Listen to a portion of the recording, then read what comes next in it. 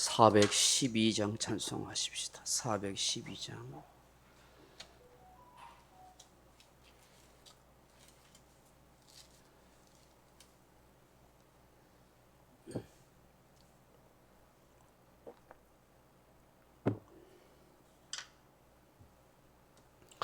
내 영혼의 극히 깊은 데서 맑은 가락이 울려나네.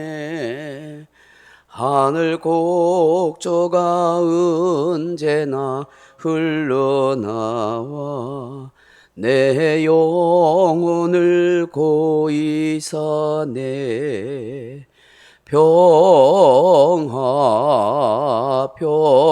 평화로다. 하늘 위에서 내려오네.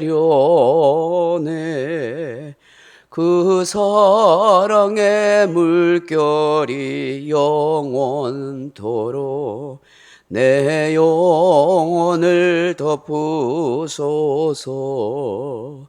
내 마음속에 솟아난 이 평화는 깊이 묻힌 보배로다.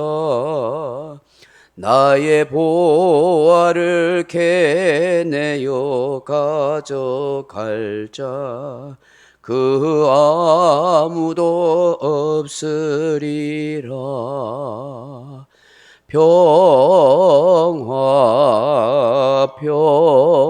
평화로다. 하늘 위에서 내려오네. 그 사랑의 물결이 영원토록 내 영혼을 덮으소서. 이 영혼의 평화가 넘쳐남은 주의 큰 복을 받음이라. 내가 주야로 주님과 함께 있어 내 영혼이 편이시네.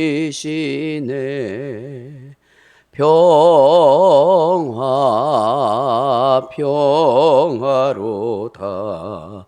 하늘 위에서 내려오네. 그 사랑의 물결이 영원토록 내 영혼을 덮으소서. 이 땅 위에 험한 길 가는 동안 참된 평화가 어디 있나. 우리 모두 다 예수를 친구 삼아 참 평화를 누리겠네.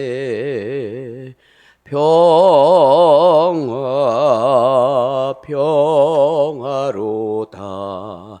하늘 위에서 내려오네. 그 사랑의 물결이 영원토록 내 영혼을 덮으소서. 아멘. 하나님 말씀은 히브리서 12장 14절 말씀 한 절 같이 보겠습니다. 히브리서 12장 14절 말씀입니다. 같이 읽겠습니다. 모든 사람과 더불어 화평함과 거룩함을 따르라. 이것이 없이는 아무도 주를 보지 못하리라. 아멘. 사랑하는 성도 여러분, 한 10여 년 전에 늦깎이 40대에 예수를 믿은 이만재시라 하는 분이 있습니다. 이분이 교회를 다니고 신앙생활 하면서 왜 사람들이 교회를 가기를 싫어하고 교회를 떠날까 하는 것을 연구하다가 교회 가기 싫은 77가지 이유 하는 그런 책을 냈습니다. 그 77가지의 그런 이유를 대해서 교회 가기 싫은 이유 이렇게 가지고 적었어요. 근데 거기가 뭐 꼭 다 맞다고는 할 수 없겠지만 우리가 많이 새겨들어야 할 그런 내용들이 있는 것 같습니다. 그 중에 몇 가지만 제 이야기해 보자면 이런 내용이 있습니다. 교회가 너무 시끄럽다는 겁니다. 교인들이 이런저런 남의 소리 많이 하고 말이 많더라는 거예요.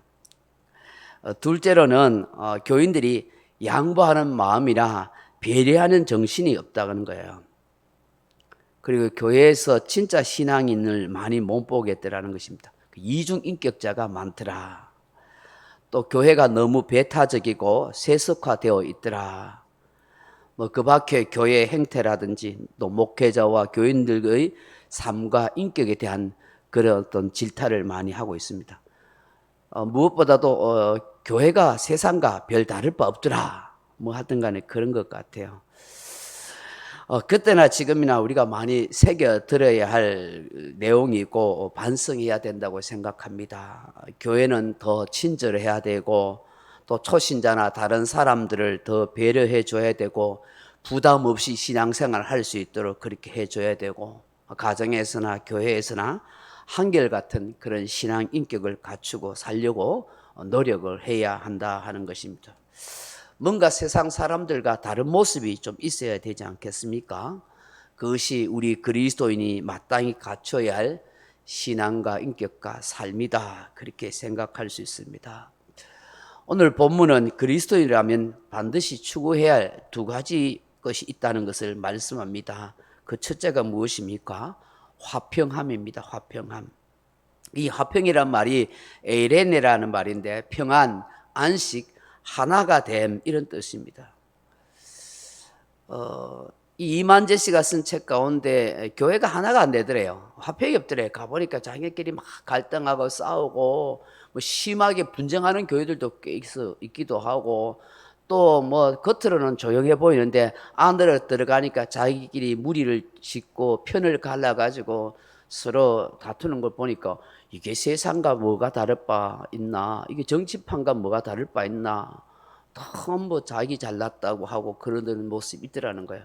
우리 그런 한국교회 그런 모습들이 있었고 지금도 곳곳에 있고 뭐 작은 교회 큰 교회 할 것 없이 다 그런 모습들이 있어요. 그래서 이 화평한 게 정말 중요한 거죠. 근데 이 화평하다 하는 말에 이 에레네는 하나가 됨이라는 뜻도 있단 말이죠. 이 세상에는 전부 분쟁하고 여야가 있고 다툼과 그런 전쟁이 있고 그런 모습이 있잖아요. 하나가 잘 되지 않습니다.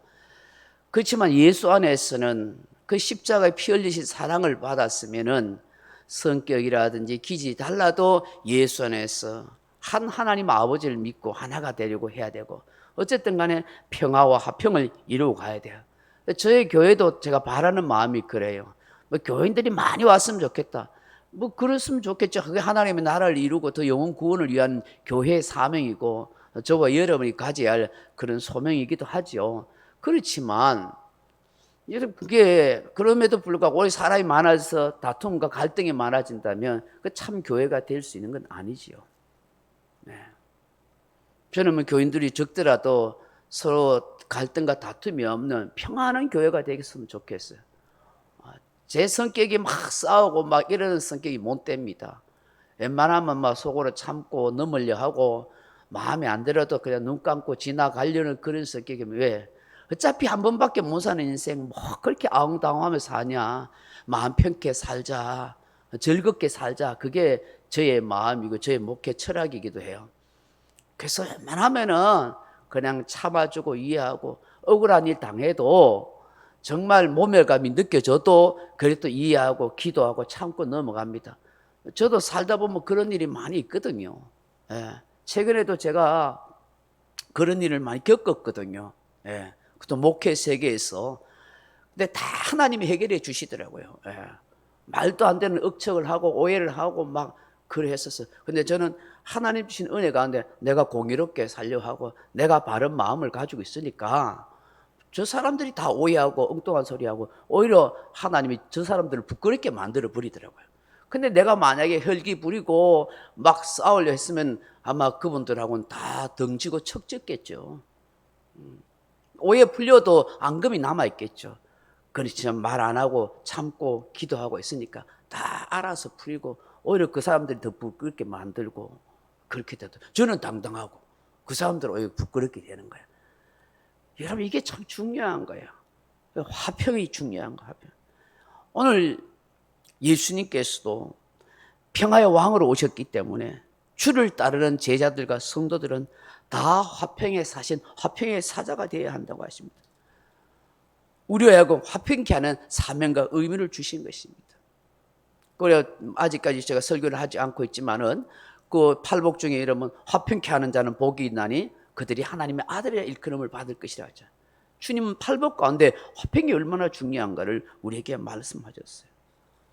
여러분 이 화평과 평화는 소극적인 선이 아니라 적극적인 선입니다. 그리고 내 이익이나 유익만을 구하려는 그런 마음이 되어서는 결코 화평할 수가 없습니다. 언제나 자기 손해, 자기 희생, 자기 헌신, 자기 아픔이 있어야 됩니다. 그래야 큰 평화와 안식을 누릴 수가 있는 거예요. 뭐 멀리 생각할 것 없이 우리가 뭐 교회 생활하니까 뭐 교회에서나 또 세상에서도 마찬가지겠지만 다른 사람과의 관계에 있어서 내 생각만 옳다고 주장하거나 내 자존심을 굽히지 않으면 결코 화평하지 못합니다. 오히려 불화하거나 다툼이 더 커질 뿐입니다. 그러므로 화평하기 위해서는 한 발짝 뒤로 물러날 줄 아는 지혜가 필요한 것입니다.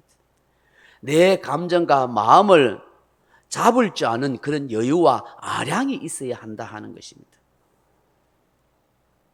더 나아가서 화평을 위해서는 용서와 사랑과 봉사의 정신을 구체적으로 실천해 가야 하는 것이죠.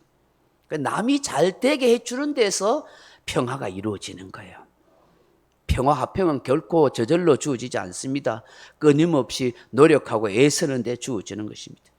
여러분 우리가 북한과의 평화를 관계를 지속하기 위해서 이 전쟁 없이 화평의 상태를 유지하기 위해서는 결코 대립적이거나 갈등을 조장해서 이루어질 수 있는 건 아니에요.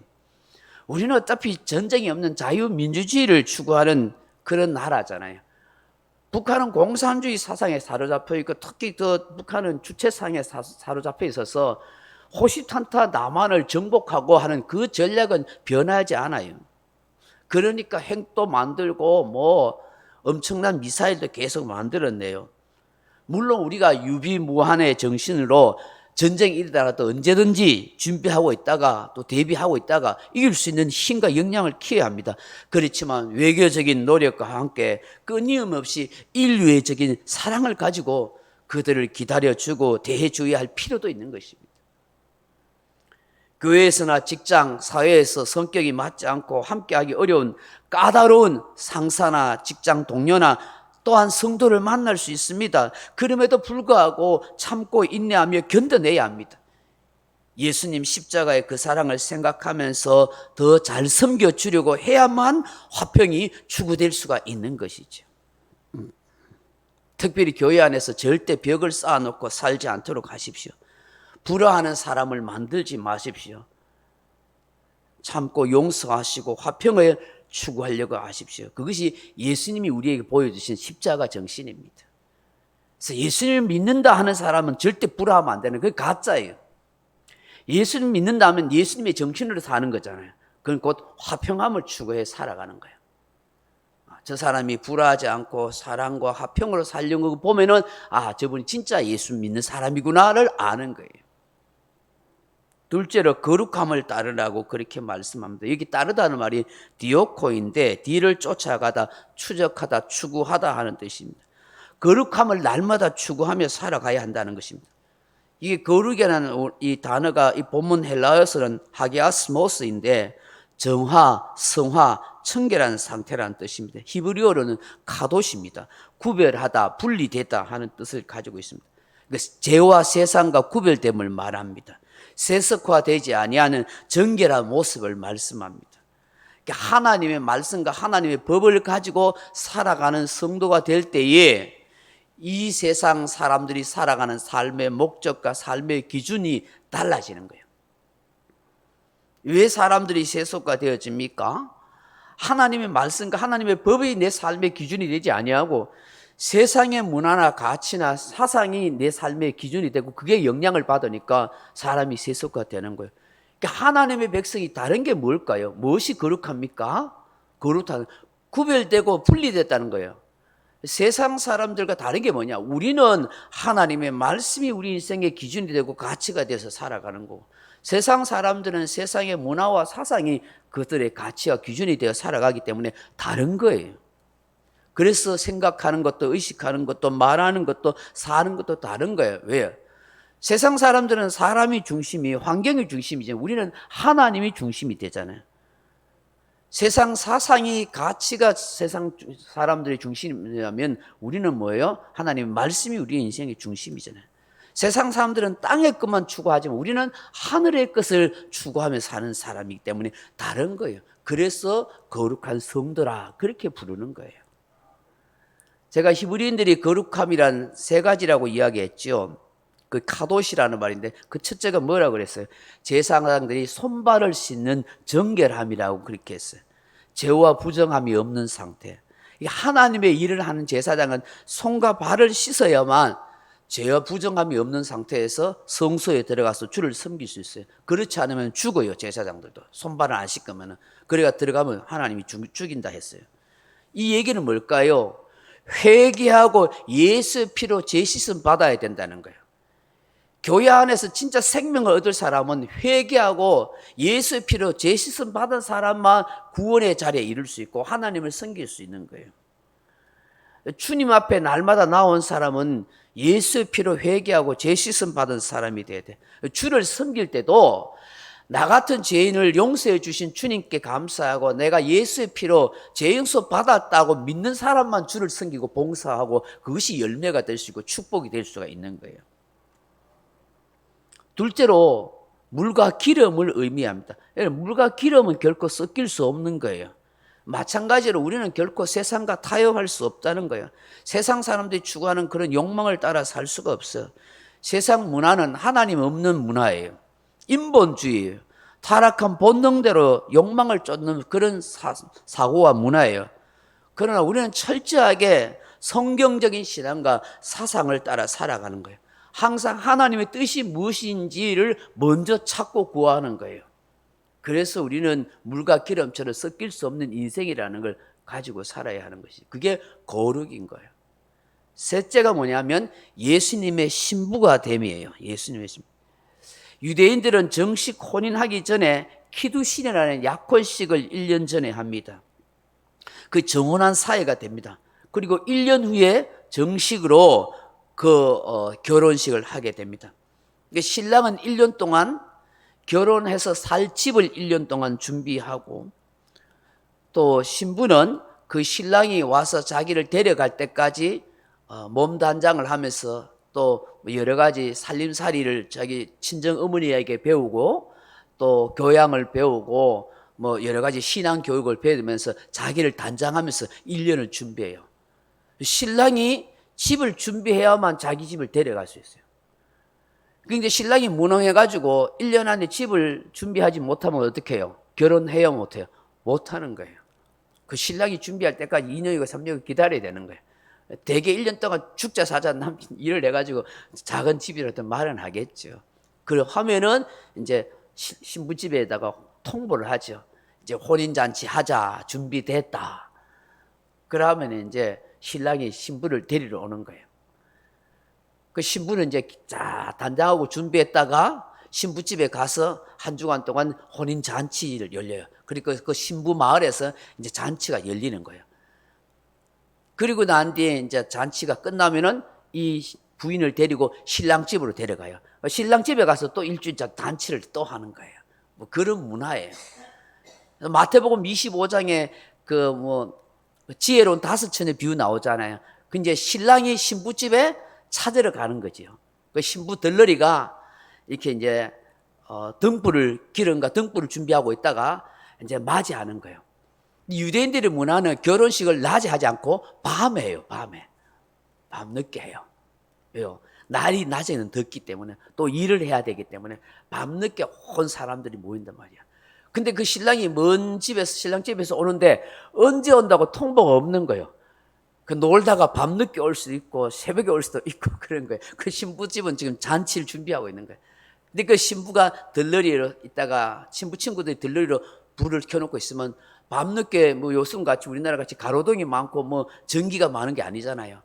그러니까 신부집에 불을 켜놔야 밤에 신랑이 어떻게 해요? 친구들하고 그 찾으러 가면 불이 켜진 집을 찾아갈 거 아니에요.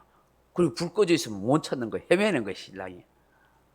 물론 그 지역에는 다 뭐 마을 뭐 가까운 친척끼리 결혼해서 대충 다 알지만은 그런 내용인 거예요. 이 예수님의 우리는 예수님의 거룩한 신부라는 것이죠, 사실은. 예수님은 이미 우리를 위해서 천국 맨션을 준비하러 가셨다가 우리를 데리러 오신다고 그렇게 하잖아요. 우리는 뭐예요? 예수님의 신부로 약혼한 사이인 거예요. 이제 구원받은 백성을 우리의 신앙을 잘 단장하고 있다가 주님이 오시면 우리를 데리고 천국 혼인잔치에 들어간다는 것을 말씀하는 거예요. 우리가 이런 의식과 신앙관으로 단단히 무장하고 살면 얼마나 좋겠습니까? 많이 하나님의 은혜와 주의 긍휼을 구해야겠습니다. 오늘 본문 말씀처럼 화평함과 거룩함을 유지하지 아니하면, 추구하지 아니하면 주님을 못 볼 것이다. 우리가 화평함과 거룩함을 가지고 추구하며 살아갈 때에 영원한 주님 나라에서 주를 볼 수 있는 그런 축복의 주인공이 다 될 줄로 믿습니다. 명령과 선포합니다. 1. 나는 주님의 은혜로 모든 일에 날마다 점점 더 좋아지고 있다. 나는 오늘부터 다른 사람을 비난 원망하거나 비판 판단 정죄하지 않겠습니다. 나는 하나님 다음으로 나를 사랑한다. 나는 나를 사랑한다. 교만은 독약이다. 그 어떤 경우에도 감사합니다. 나는 내 안에 살아계신 예수님 때문에 행복하다. 있을지어다 그대로 되니라. 좋았더라. 아멘. 각자 기도하시다 돌아가시기 바랍니다.